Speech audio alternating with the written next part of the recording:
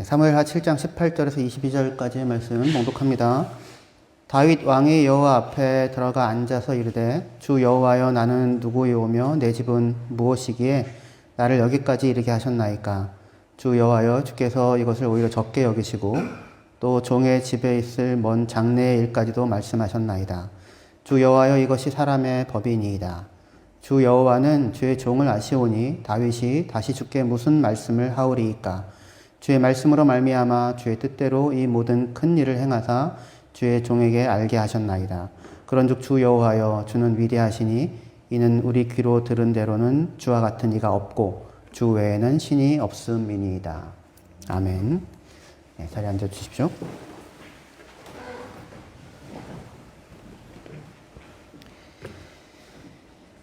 예, 사무엘하 7장 18절에서 22절까지의 본문으로 다윗에게 허락하신 은혜와 은혜에 대한 그의 반응이라고 하는 제목을 가지고 저희 함께 말씀 나누도록 하겠습니다. 오늘 우리가 읽었던 본문은 사무엘하 7장 본문인데요. 유명한 다윗 언약이라고 하는 것이 주어지는 그런 자리입니다.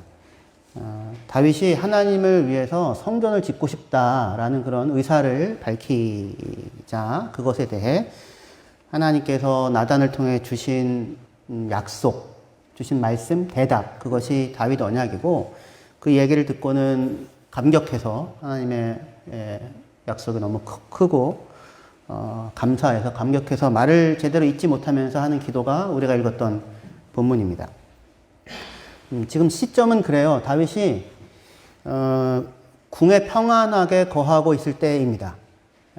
전쟁 기본적으로 등극하여서 치루어야 할 전쟁들, 주변에 있는 나라들과의 전쟁을 다 치르고 이기고 그리고 그 나라들로부터 조공을 받게도 되는 그런 상황에서 백향목 궁에 거하고 있는 때입니다. 두로 왕이 보내준 이런 기술자들 또 목재들 이렇게 해가지고 그걸로 백향목 궁이 지어져요. 그래서 거기에 거하고 있는 그때에 다윗이 마음이 불편한 겁니다. 아니 감사해야 되는데 뭐가 불편한가? 자기만 생각하면 감사한데 언약궤가 하나님의 언약궤는 지금 천막 안에 여전히 놓여져 있는 거예요. 그걸 생각하니까 마음이 불편한 겁니다. 사무엘하 7장 1절부터 저희 본문을 보시면요. 사무엘하 7장 1절에 여호와께서 주위의 모든 원수를 무찌르사 왕으로 궁에 평안히 살게 하신 때에 왕이 선지자 나단에게 이르되 볼지어다 나는 백향목 궁에 살거늘 하나님의 궤는 휘장 가운데 있도다. 나단이 왕께 아뢰되 여호와께서 왕과 함께 계시니 마음에 있는 모든 것을 행하소서. 그렇게 대답해 줍니다. 다윗의 탄식을 듣고 나단은 그러면은 성전을 지으십시오. 그렇게 얘기합니다. 뭐 나쁜 일 하겠다는 것도 아니고, 그죠? 좋은 일이고, 그리고 지금 그거 할 수 있는 여력도 돼요. 상황도 되고, 전쟁도 그치고, 평안하고, 재정적으로도 여유가 있고, 그러니 더군다나 왕이 하는 모든 일 가운데 하나님이 함께 하시니까 왕은 당신이 마음에 원하는 것을 하십시오. 그렇게 대답을 하고는 돌아갑니다. 여기까지 별로 이상하지 않죠? 그런데 그날 밤에 자려고 하는데 하나님이 나단에게 말씀을 하세요. 야, 다윗에게 가서 얘기해라. 짓지 말라고. 이렇게 얘기를 하시게 됩니다. 그 얘기가 사무엘하 7장 4절부터예요. 7장 4절부터. 그 밤에 여호와의 말씀이 나단에게 임하여 이르시되 가서 내 종 다윗에게 말하기를 여호와께서 이와 같이 말씀하시되 내가 나를 위하여 내가 살 집을 건축하겠느냐? 네가 나를 위하여 내가 살 집을 짓겠다고. 6절이요.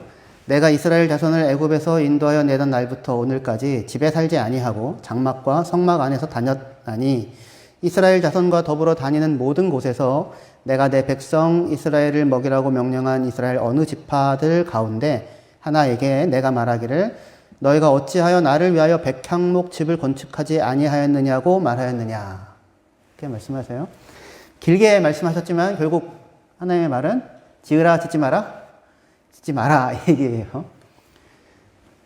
하나님이 좀 감격해야 될 것 같은데 그렇지 않나요? 네가 나를 생각하는 마음이 기특하구나. 그래 지어라. 뭐 이렇게 해야 될 것 같은데 하나님의 대답은 네가 나를 위해 집을 짓겠다고. 내가 지금껏 단 한 번이라도 너희가 어찌하여 나를 위하여 내가 거할 백향목 집을 짓지 않았느냐라고 그렇게 얘기했던 적이 있느냐. 그렇게 얘기하세요. 거절이에요.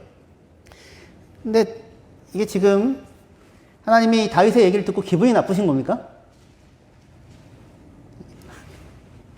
네. 우리 앞에 계신 두 분께서 여러분들을 대표해서 기분이 나쁜 겁니까? 그랬더니 이렇게 아주 강하게 아니요. 이렇게 얘기하시는데 기분 나쁜 게 아니에요. 왜냐하면 뒤에 이어지는 말을 보면 하나님께서 다윗의 제안은 거절하지만 다윗의 마음은 받으십니다. 그리고는 다윗에게 네가 나를 위해 집을 짓는 게 아니라 내가 너를 위하여 집을 짓는 거야. 내가 너를 위하여 집을 지어줄게.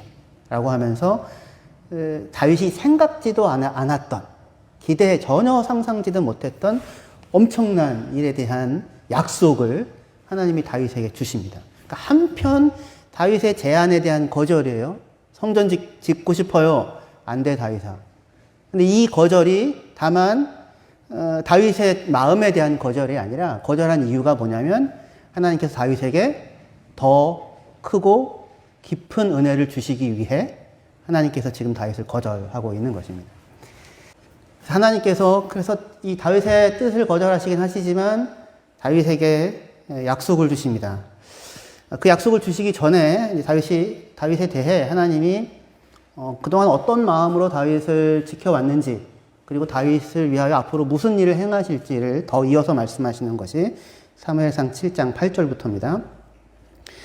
예, 그러므로 이제 내 종 다윗에게 이와 같이 말하라. 만군의 여호와께서 이와 같이 말씀하시기를 내가 너를 목장 곧 양을 따르는 데에서 데려다가 내 백성 이스라엘의 주권자로 삼고 내가 가는 곳에 모든 곳에서 내가 너와 함께 있어 내 모든 원수를 내 앞에서 멸하였은즉 땅에서 위대한 자들의 이름 같이 내 이름을 위대하게 만들어 주리라.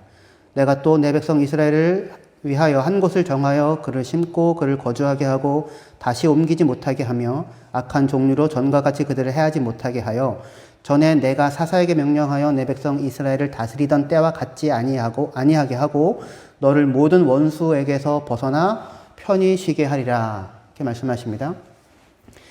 하나님을 위해서 집을 지을게요 라고 얘기한 다윗에 대해 하나님이 네가 나를 위해서 집을 짓는다고 다윗아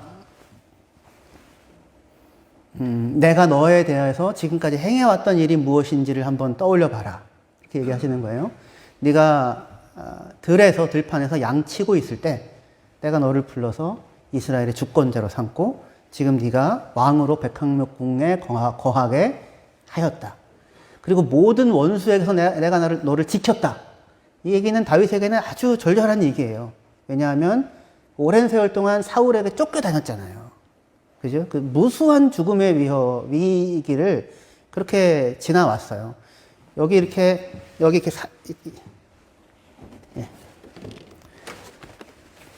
이렇게 지형이 있는데 다윗의 군대가 여기 있어요. 사울의 군대가 여기 있습니다. 모퉁이만 돌면 다윗을 만나요. 다윗의 군대를 잡히기 직전이에요.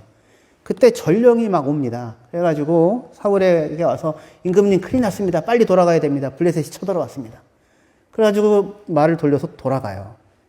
모퉁이만 돌면 다윗을 만나는데 이런 일들이 하나님께서 다윗을 지켜오셨던 일들이죠. 이런 일들이 사무엘에 다 기록이 되거든요. 그러니까 내가 너를 모든 원수의 손에서 대적의 손에서 너를 건져내었다라고 하는 그 얘기가 다윗에게는 절절하게 느껴지는 이야기예요. 지금까지 했던 일인데 하나님이 여기에서 그치는 것이 아니라 다윗아 내가 앞으로 너의 이름을 위대하게 만들어주겠다. 그렇게 얘기하십니다. 9절이죠. 내가 너의 이름을 위대하게 만들어주겠다. 이거 누구에게 준 약속이었었습니까? 너의 이름 크게 해줄게. 아브라함에게 주셨던 약속이에요. 내가 네 이름을 크게 하겠다. 그 아브라함에게 준 그 복이 다윗에게도 주어지고 누려져요. 내가 네 이름을 크게 만들어줄게. 그리고 앞으로도 모든 원수에게서 벗어나 평안과 안식을 누릴 수 있도록 내가 해줄게. 대단한 거죠. 여기까지. 올라가는 게만 어려운 게 아니라 그걸 지켜내는 게 훨씬 힘든 거잖아요. 그죠? 그렇게 하나님께서 약속을 해주십니다. 이것만도 감사하고 감격할 일인데 거기 이어서 사무엘하 7장 11절 그 중반부터 다시 한번 보시면 여호와가 또 내게 이르노니 여호와가 너를 위하여 집을 짓고 내 수완이 차서 12절입니다. 내 수완이 차서 내 조상들과 함께 누울 때에 내가 내 몸에서 날 내 씨를 내 뒤에 세워 그의 나라를 견고하게 하리라. 그는 내 이름을 위하여 집을 건축할 것이요 나는 그의 나라 왕위를 영원히 견고하게 하리라. 누가 집을 짓는다? 하나님께서 다윗을 위하여 집을 짓겠다 이렇게 얘기를 하시는 거예요. 일종의 이제 워드 플레이를 하는 거죠. 다윗이 주님을 위해 집을 지어줄게요 라고 하니까 하나님이 야 네가 나를 위해서 집을 짓는다고. 난 그게 다윗아 내가 너를 위하여 집을 지어왔고 집을 짓고 있고 그리고 너를 위하여 집을 지을 거야. 근데 이때 집은 다만 건물이 아니라 가문에 대한 이야기예요. 왕가에 대한 이야기입니다. 내가 네 몸에서 씨를 나게 할 거고 그리고 그 씨가 그러니까 너의 후손이죠. 너의 아들이 나를 위하여 성전을 지을 것이고 그리고 나는 그의 왕위를 영원토록 견고하게 해줄게. 그렇게 지금 이야기를 합니다. 이어서요.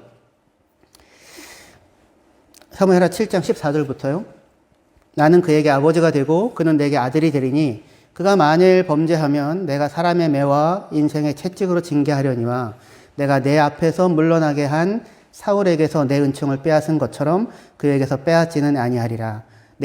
너의 집과 너의 나라가 내 앞에서 영원히 보존되고 내 왕위가 영원히 견고하리라 하셨다 하라. 이게 하나님께서 주신 약속입니다.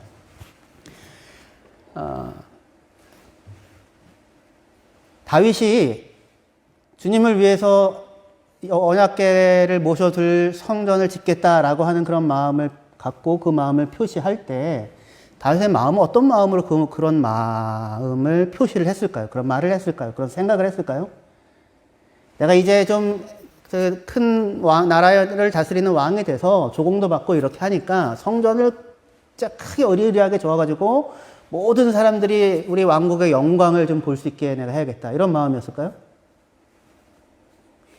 아니면 지금까지 받은 복도 크긴 하지만 여기서 멈추면 안 돼. 더 큰 복을 나는 받고 싶어. 그래서 언약궤를 위한 성전을 지어주면 하나님이 또 엄청난 복을 또 주실 거야. 이런 마음으로 그 생각을 했을까요? 그게 아니죠. 그게 아니고요. 그동안 다윗과 하나님 사이에 맺어왔던 관계가 다윗의 마음에 이런 마음을 갖게 한 거예요. 그죠? 하나님을 사랑해요. 하나님을 신뢰해요. 하나님에 대한 진심이 있어요. 그가 내게 베푼 은혜가 얼마나 큰지를 알아요. 걸어 다니는 곳마다 다 그의 은혜예요. 의리의리한 백향목 그 궁이. 그런데 언약궤는 여전히 천막 가운데 있으니까 다윗의 마음이 불편한 거예요. 이거는 다 알아요. 다윗도 언약궤가 하나님의 임재의 상징임을, 그게 하나님 자체가 아님을.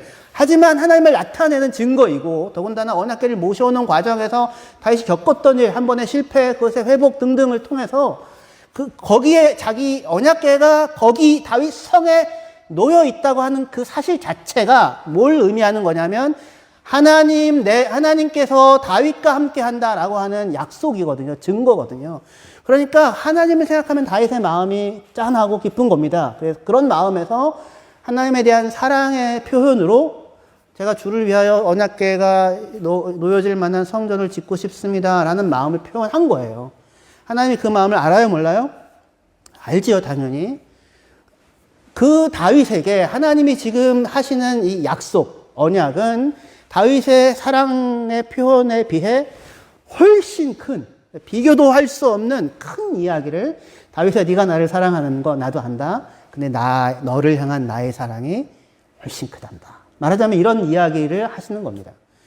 그래서 내가 너의 이름을 크게 해줄게. 내가 너를 평안하게 해줄게. 그리고 너의 몸에서 후손이 날 텐데 그 후손이 나를 위하여 성전을 지을 거야. 내가 성전 거부하지 않아. 성전을 지을 거야. 그리고 나는 그에게 아버지가 되어줄게. 그에게 아버지가 되어줄게. 그래서 마치 그가 잘못하면 인간 부모가 아버지가 자기 자녀가 혹시 잘못했을 때 훈육하고 징계하듯이 그가 잘못하면 나도 아버지가 되어 그를 훈육하고 그를 징계할게. 그런데 내가 그에게 허락한, 너에게 허락한, 너의 후손에게 허락한 나의 은총을 결코 거두지 않을게. 그렇게 말씀하세요. 결코 거두지 않을게. 다윗의 왕가가 400년을 이어갑니다. 400년을.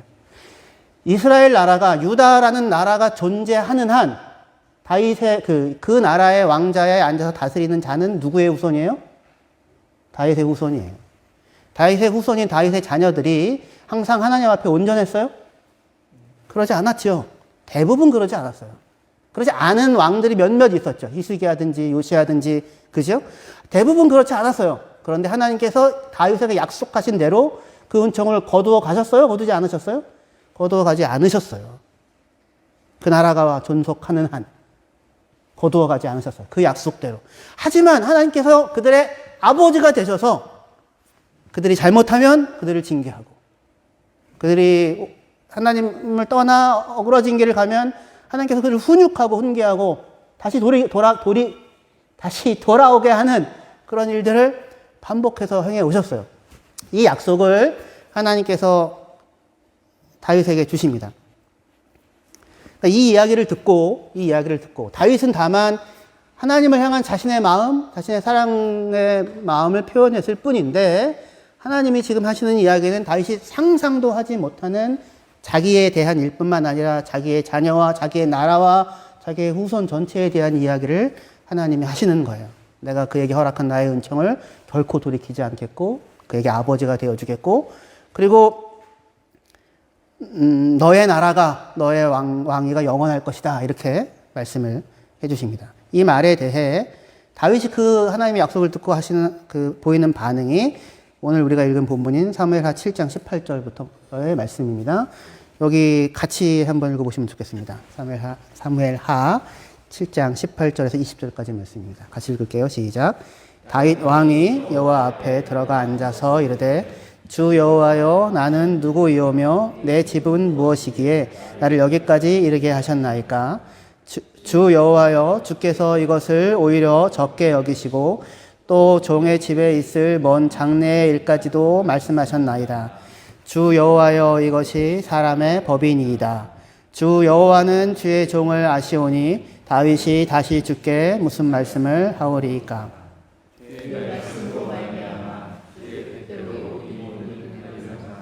주의 종에게 알게 하셨나이다. 예, 여기까지만 읽을게요. 예.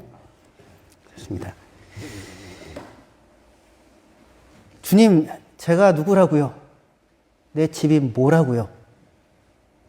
여기까지 이르게 하신 것도 큰 은혜인데, 이것도 적게 여기시고는 종의 집에 있을 먼 장래의 일까지도 말씀하시니, 이게 도대체 어찌 된 일입니까? 주님은 제가 누구인지를 잘 아시는 분이시잖아요. 그런데 어떻게 이렇게까지 은혜를 베푸십니까? 그렇게 얘기하고 있어요.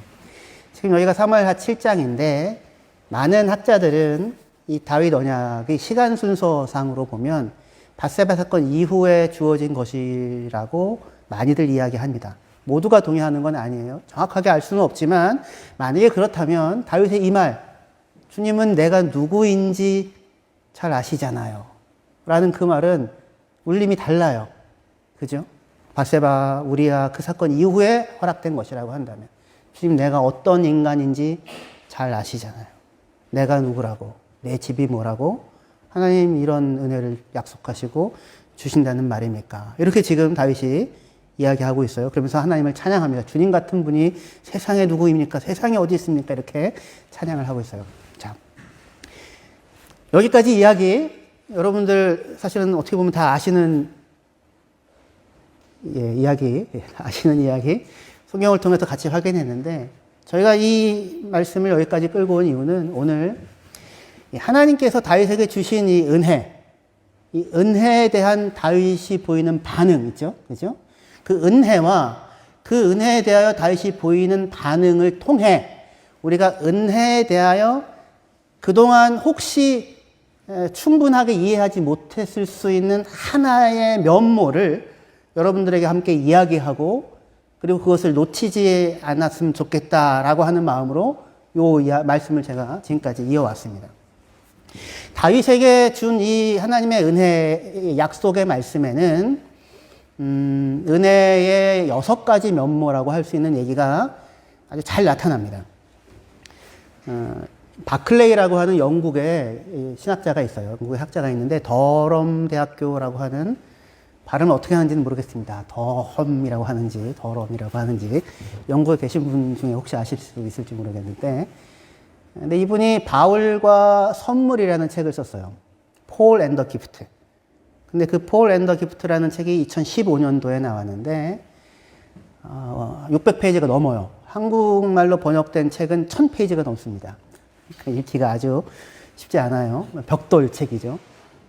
근데 많은 사람들이 그 책을 최근에 20, 30년 내에 나온 책 가운데 가장 중요한 책 하나를 꼽으라면 이 책을 꼭 뽑겠다라고 많은 사람들이 얘기해요. 그 책에서 이 바클레이는 은혜, 바울과 선물이라는 그 제목인데 선물이라고 하는 것이 은혜라고 하는 것을 나타내는 표현이라고 할 수 있잖아요. 은혜를 준다라고 하는 것이 받을 사람과 상관없이 주는 쪽에서 주는 거잖아요. 그렇죠? 선물이라고 하는 게 그런 거잖아요. 나한테 선물 줘. 그래가지고 받는 건 아니잖아요. 그죠? 선물은 주는 쪽에서 준비해가지고 이렇게 주는 거죠. 그게 은혜의 메커니즘과 아주 유사하죠. 그래서 선물이라고 하는 그 개념을 가지고 6가지 크게 선물이라고 하는 것을 우리가 주고받을 때 이 6가지 요소가 작동한다라고 그렇게 얘기를 합니다. 우리가 선물을 줄 때 이런저런 마음으로 주잖아요. 다 생각하고 주지는 않습니다. 하지만 선물의 특성들이 있죠. 그죠? 선물을 줄 때. 그래서 그 특성들을 6가지를 이렇게 뽑아 놓았는데 그 6가지 요소들이 하나님께서 다윗에게 허락한 이 약속, 이 은혜, 선물이라고 생각해 봅시다. 이 선물에 잘 나타나고 있어요. 그 중에 첫 번째가 슈퍼 어번던스라는 거예요. 초충만성이라고 해요. 초충만성. 이게 한국말로 번역하면 잘 안 와닿는데 슈퍼 어번던스가 훨씬 와닿죠. 그죠? 어번던스도 큰데 슈퍼 어번던스예요. 하나님이 우리에게 주시는 선물, 은혜라는 게 슈퍼 어번던스라고 하는 겁니다. 본래 선물이라고 하는 거는 내가 쓰던 것보다 좀 더 좋은 거 주지 않습니까? 그죠? 평소에는 제가 이렇게 그 손세정제를 로스만에서 1유로 안 되는 걸 사서 써요. 근데 누구한테 선물할 때 5유로짜리 이렇게 누르면 거품 나오는 우리 교회에서 가끔씩 선물하는 그런 걸 주면 저는 감히 저 혼자서는 5유로 주고 그거 사지 않지만 선물로는 5유로짜리 주고도 꽤 괜찮은 거를 주는 거잖아요. 선물이라고 하는 게 보통 일반적으로 내가 쓰는 것보다는 더 나은 거를 주게 되죠. 받았을 때, 와, 귀한 걸 받았다. 이런 느낌이 드는 형태로 주게 되잖아요. 그죠? 근데 하나님이 우리에게 주시는 선물이라고 하는 거는 그냥 어번던스가 아니라 슈퍼 어번던스예요. 그러니까 우리가 상상도 할 수 없는 선물을 주시고 상상도 할 수 없을 뿐만 아니라 우리가 도저히 만들어낼 수 없는 선물을 주세요. 우리가 노력하고 애쓰면 얻을 수 있는 것, 그런 게 아니라 우리의 구원이라고 하는 것이, 그죠? 영생이 하나님 나라를 준다고 하는 게 우리가 다만 상상할 수 없는 것을 넘어서서 우리가 아무리 애써도 도저히 만들어낼 수 없는 거잖아요. 그죠? 그 도저히 만들어낼 수 없는 것을 하나님이 만드셔서 주시는 거예요. 예수 그리스도의 십자가의 물과 피로 그의 목숨으로 그의 모든 것을 내어주셔서 영생이라고 하는 선물을 만드시고 우리에게 허락하시는 것입니다. 슈퍼 어번던스. 그죠? 하나님께서 다윗에게 주시는 약속이 그런 거죠. 성전 짓고 싶어요. 그러면 거기에 그냥 하나님이 그래 성전 지어라. 내가 축복해 줄게. 이러셔도 되잖아요. 그렇죠? 성전은 네 아들이 짓고 다윗아 내가 너를 위하여 집을 져줄게. 이런 전혀 상상도 기대도 할 수 없는 그 다윗의 모든 그 상상력을 넘어서는 선물을 하나님께서 주시겠다고 약속을 주십니다. 이게 하나님이 우리에게 주시는 은혜의 특성이에요. 그렇죠? 하나님은 우리에게 은혜로 오신 분이십니다. 할렐루야. 두 번째, singularity라고 해가지고요. 뭐냐면 갈라지지 않은 한 가지 마음으로 준다는 거예요. 한 가지 마음. 기쁜 마음으로 준다는 겁니다. 다른 의도가 없어요. 주고 싶어요. 주고 싶은 순수한 마음으로 주는 겁니다. 선물이라고 하는 게. 그런 부분이 있죠. 두 번째. 그리고 세 번째, priority. 우선권을 선물을 주는 자가 가져요. 무슨 얘기냐면, 다윗이 하나님께 하나님 제가 성전을 바칠게요, 지어 바칠게요 라고 했더니 하나님이 감격해가지고 야, 얘한테 뭐 좀 줄 게 있나? 라고 해서 생각해가지고 하나님이 이 축복을 주겠다는 겁니까? 아니죠. 그게 아니라 언제부터 하나님의 은혜가 시작됐어요? 다윗이 목장에서 양을 칠 때부터. 그죠? 다윗이 목장에서 양을 칠 때부터 하나님이 먼저 생각하시고 그를 부르셔서 은혜를 베푸시고 집을 지어 왔고 집을 짓고 있고 앞으로도 집을 지을 거예요. 그죠? 누가 시작하신 일이다? 하나님이 시작하신 일이다. 하나님이 생각해서 하나님이 주고 싶어서 슈퍼 어번던스 마련하셔서 우리에게 주시는 것이다. 다윗에게 주셨다. 그죠? 그거 확인할 수가 있죠. 그리고 incongruity, 비상응성. 이게 뭐냐면 받을만 하지 않은 사람에게 주시는 선물이에요. 다윗이 이 선물을, 이 은혜를 받을 만한 자격이 있어요? 조건이 있어요? 자기 스스로 알아요. 자기가 이것을 받을 만한 인간이 아니라고 하는 것을. 다른 사람은 몰라도 자기는 알아요. 여러분들도 그렇지 않아요? 다른 사람은 몰라도 저는 저를 잘 알아요. 제가 이 은혜를 받을 만한 인간이 아니에요. 하나님이 이 은혜를 주세요. 받을 자격이 없는 자에게 주어져요. 다윗이 만약에 이 다윗 언약이 많은 학자들이 얘기하는 대로 밧세바 사건 이후에 허락된 것이라면, 그럼 다윗은 하나님 내가 누군데? 내가 어떤 인간인데? 어떻게 나와 내 집에 대하여 이런 은혜를 주신단 말입니까? 그죠? 받을 수 없는 자에게 주어져요. 그리고 이피커시, 결과를 낳아요. 이 은혜의 선물을 받자 다윗이 뭘 합니까? 감격하고 찬양하고 감사하죠. 그죠? 감격하고 찬양하고 감사합니다. 은혜가 주어지면 반드시 은혜만이 만들어내는 결과가 있어요. 은혜의 5번째 특성입니다. 마지막 6번째, non-circularity. 이게 뭐냐면 돌고 도는 거 아니다 이거예요. 돌고 도는 거 아니다. 받기 위해서 준 거 아니다. 그런데 여기 요 얘기, 제가 오늘 이제 요 얘기 하려고 하는 겁니다. 잘 들으세요.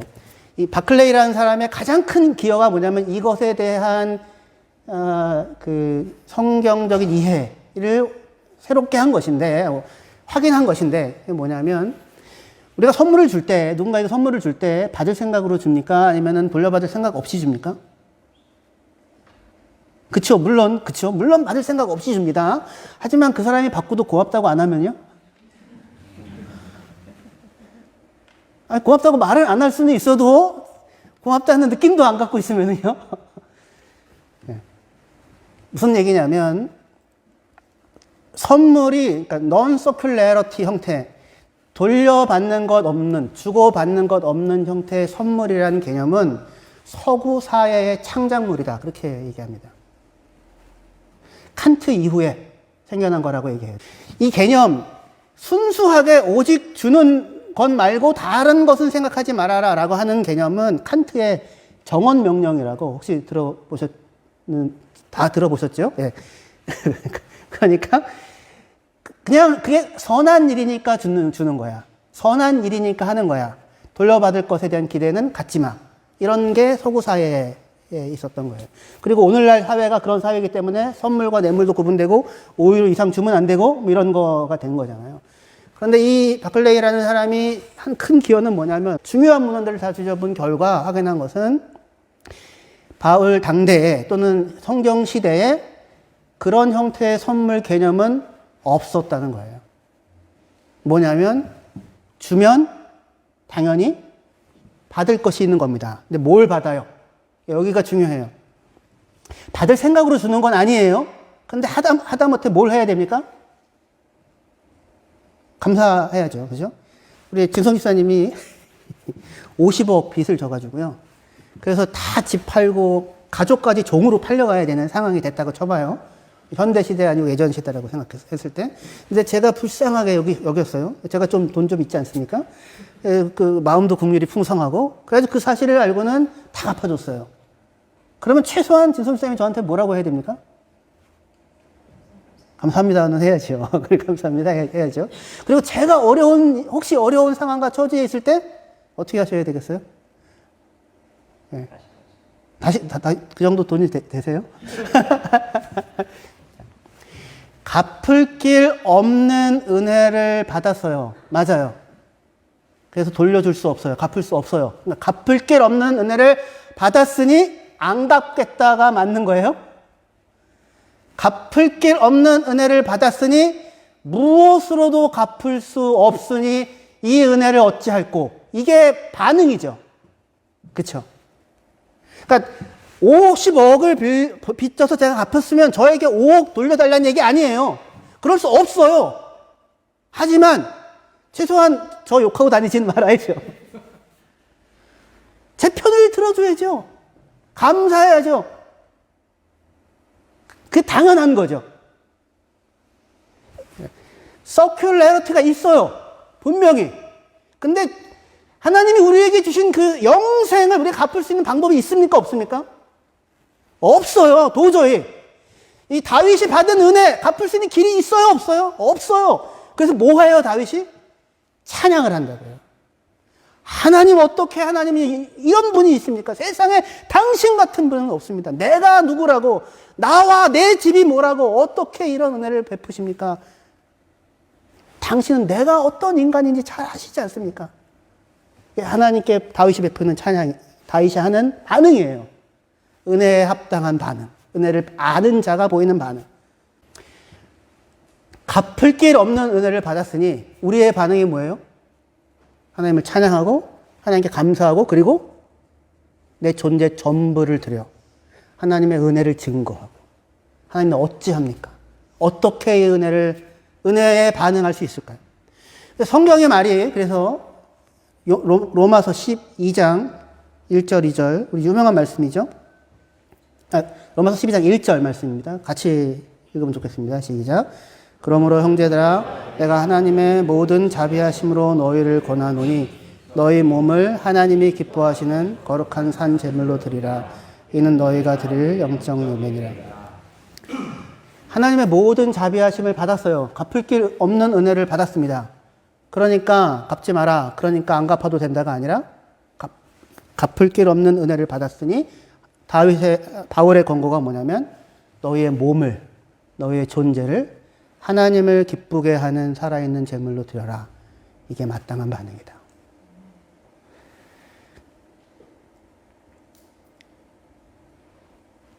우리가 무엇으로 하나님을 기쁘게 할 수 있을까요? 무엇을 드릴 수 있을까요? 무엇으로 갚을 수 있을까요? 하나님 묻죠. 네가 나를 위해 집을 짓겠다고?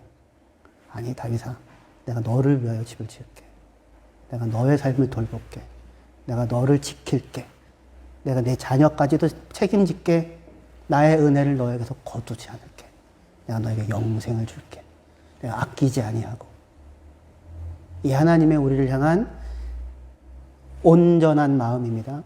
그 은혜를 받은 우리가 하나님께 드릴 수 있는 것,